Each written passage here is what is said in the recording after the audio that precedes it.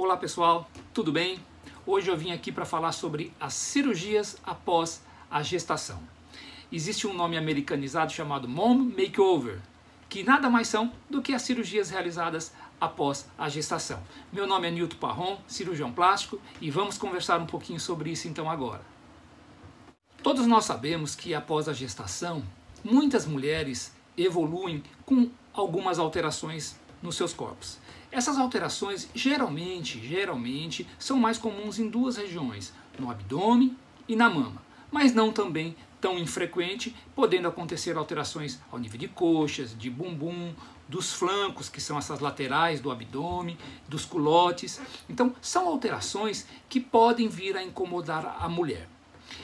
A partir do momento em que a gente já tem um tempo adequado, ou seja, essa mulher teve a sua gestação, teve o seu tempo de recuperação, curtiu e está curtindo essa fase inicial com o seu filho e, principalmente, tomou, na verdade, a atitude de querer corrigir algo que esteja incomodando, é que a gente possa vir e pode vir agora, na verdade, a se planejar de fazer alguma coisa. Esse alguma coisa pode ser coisas menores, como coisas maiores, como a associação dessas alterações. Ou seja, como eu falei, como as alterações mais comuns são a nível de mama e de abdômen, a gente pode corrigir essas duas regiões separadamente, ou seja, só a mama, assim como só o abdômen, como pode fazer junto. Quando a gente faz essa cirurgia junta, em conjunto, que a gente chama de mamo-abdominoplastia ou lipoabdominoplastia mais a mamoplastia, a gente chama isso de, ou seja, hoje um nome bastante midiático, inclusive, chamado de Mom Makeover, que nada mais é como se fosse a transformação da mamãe, né? Ou seja, aquela mamãe que ficou com alguma alteração, que está se incomodando com aquelas alterações, ela quer modificar. E o que a gente pode fazer, na verdade, em relação a isso? Então, repetindo, eu fiz um vídeo só para dizer em relação ao tempo, na verdade, que se deve e que se pode fazer as cirurgias após a gestação. Veja, assista o nosso vídeo lá, que estou detalhando um pouquinho mais. Mas, a partir do momento em que a gente pode fazer essas correções, a gente parte para isso. E quais são as correções mais comuns que a gente faz? Então, começando pela mama. A mama talvez seja a região bastante incômoda, que inclusive a mulher já poderia ter pequenas alterações antes mesmo da gestação. Mas é muito comum, inclusive, e mais comum talvez a queda da mama, que a gente chama da flacidez da mama, o aumento porventura da mama, que não é o mais comum, ou seja, a mama geralmente nas gestações elas aumentam em grande volume, a pessoa pode amamentar e durante a amamentação as mamas permanecem bastante, vamos dizer assim, aumentadas e túrgidas.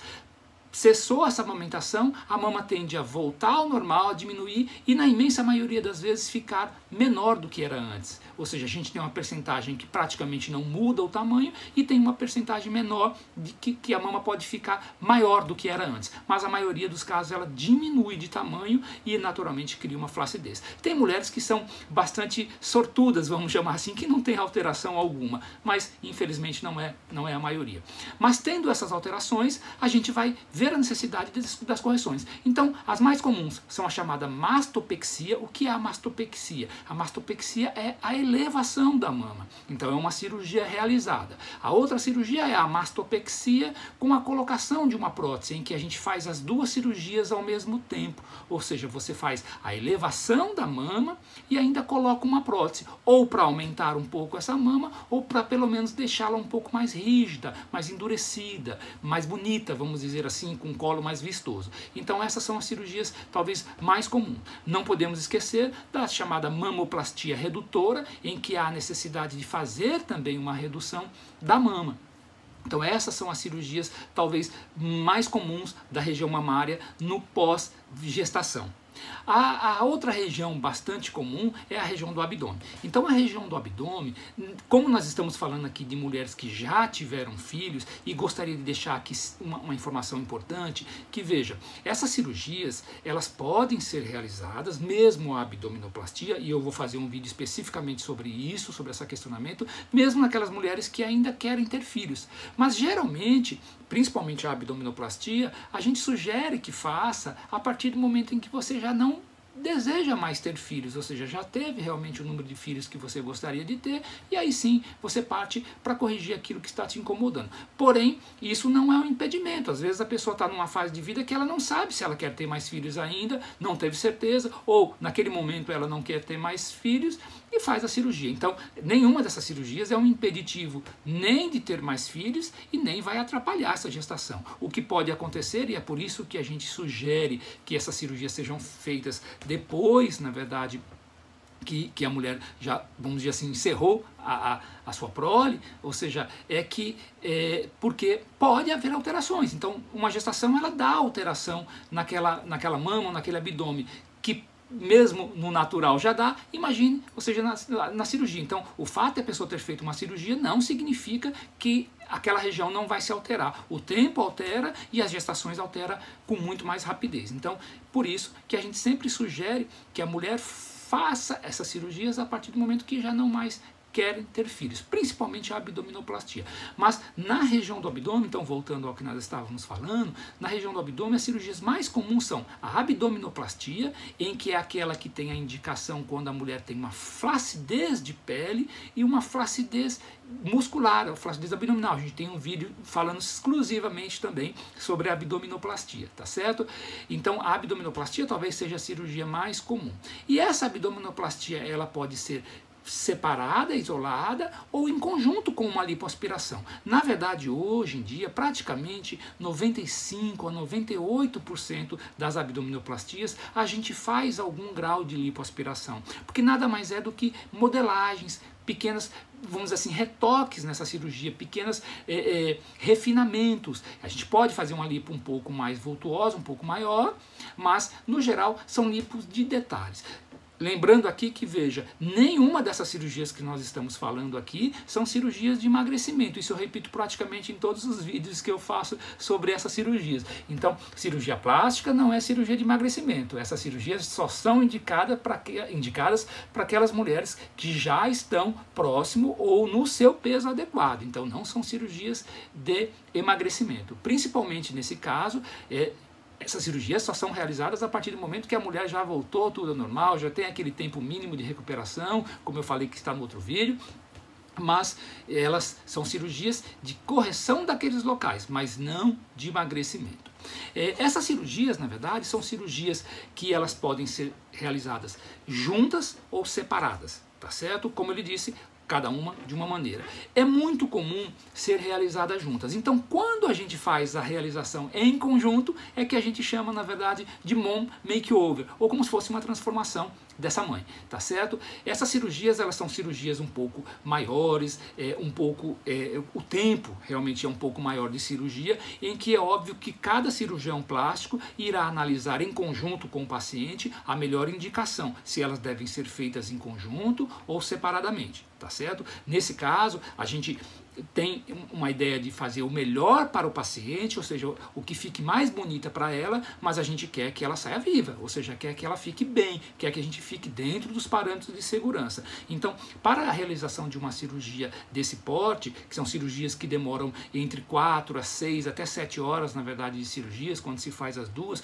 e muitas vezes a gente fala em duas cirurgias, fala como se fosse a mama e como se fosse o abdômen, mas muitas vezes são 4 cirurgias. Por exemplo, você faz o abdômen mais uma lipoaspiração, mesmo que seja, como ele disse, de retox, não deixa de ser. E você faz, às vezes, a elevação da mama, por exemplo, mas ainda coloca uma prótese. Então, são elevação mais colocação de prótese. Ou abdominoplastia mais lipoaspiração. São cirurgias corriqueiras, cirurgia que muito comumente a gente faz. Porém, realmente elas têm que ser estudadas junto com o paciente, vendo realmente a questão de saúde, a questão física, a questão dos exames pré-operatórios e discutido em relação, inclusive, à recuperação.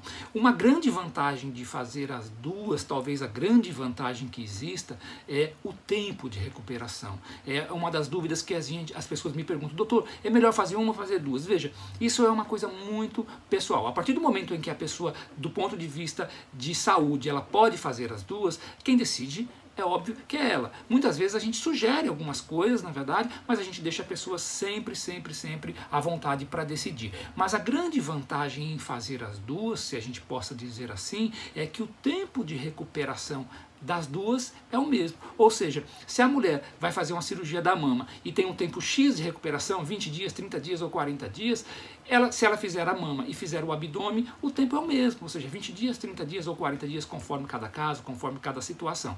Então o tempo é o mesmo. O que muda é o tempo cirúrgico. Então o tempo cirúrgico de uma cirurgia é X tempo, o tempo de duas cirurgias passa a ser 2x tempos, ou menos um pouquinho, ou mais um pouquinho. Então, o que muda realmente é o tempo. Óbvio que tempo em cirurgia significa um aumento de risco também. Então, a gente hoje, inclusive, a gente adota parâmetros de tempo para fazer cirurgias. Muitas vezes você pode fazer até 2, 3, 4 cirurgias, mas sem extrapolar muito aquelas horas específicas. Então, isso é muito importante. Antigamente, era muito comum fazer cirurgias em que você envolvia a face, envolvia a mama, envolvia o abdômen e que às vezes demorava 10, 12, 15 horas de cirurgia. Isso é uma exposição e um risco muito grande. Hoje a gente evita fazer isso. Você pode até fazer as 3 cirurgias, mas desde que você tenha uma equipe que trabalhe muito em conjunto e você faça praticamente 2 cirurgias ao mesmo tempo. Então, geralmente são o cirurgião e o auxiliar que fazem. Muitas vezes o cirurgião faz o tempo principal, enquanto que o auxiliar vai terminando, vai fechando essas suturas e com isso ganha esse tempo, para tentar encaixar naquelas horas mais adequadas, que hoje a gente faz em torno de 5 a 7 horas no máximo de cirurgia, tá certo? Então, essas cirurgias, conforme eu falei, são as mais comuns, tá certo? Óbvio que dentro dessas cirurgias existem variáveis, na verdade, ou variantes, como mini abdominoplastia, como somente a lipoaspiração, o que não é tão comum em mulheres que já teve filhos, mas pode existir essa possibilidade, tá certo? Então, isso, na verdade, vai depender muito e, inclusive, cada detalhe, a gente está dando um apanhado um pouco mais genérico aqui, porque cada detalhe vai depender da avaliação do seu médico em você, da sua necessidade, da sua vontade, na verdade, e é óbvio da sua possibilidade de fazer aquilo em termos de saúde e até mesmo em termos financeiros. Isso é muito importante. Nada impede que seja feito separadamente, nada impede que seja feito junto. Então isso é uma decisão que cabe em conjunto. Óbvio que sempre a decisão é sua, do paciente, junto com o cirurgião, em termos do que seria mais seguro, tá certo? Pessoal, eu gostaria de agradecer mais uma vez vocês assistindo esse nosso vídeo. Gostaria que vocês se inscrevessem no nosso canal do YouTube. Se possível, indica esse canal, indica esse vídeo para uma pessoa que você saiba que está precisando, que queira saber sobre isso, e nos acompanhe. Eu estou postando uma série de vídeos menores, vídeos maiores, na verdade, com a intenção de tentar esclarecer e ajudar muitas vezes aquelas dúvidas que as pessoas às vezes não têm acesso ou não conseguem essa informação. A internet é cheia de informação, mas a gente está tentando corroborar de uma maneira prática, de uma maneira mais direta, tentando usar aqui uma língua bastante popular e bastante fácil, porque aqui não cabe ficar falando palavras difíceis, não é nossa intenção. Difícil a gente fala com outro colega, ou seja, com outro colega a gente fala linguagem técnica, mas com as pessoas não é assim, ou seja, a gente tem que falar aquilo que as pessoas entendem. Tá certo? Lembre que, na verdade, que o seu melhor investimento é em você. Então, invista em você, invista no seu melhor patrimônio, que é você. Espero que tenha ajudado e até mais, pessoal. Até o próximo vídeo.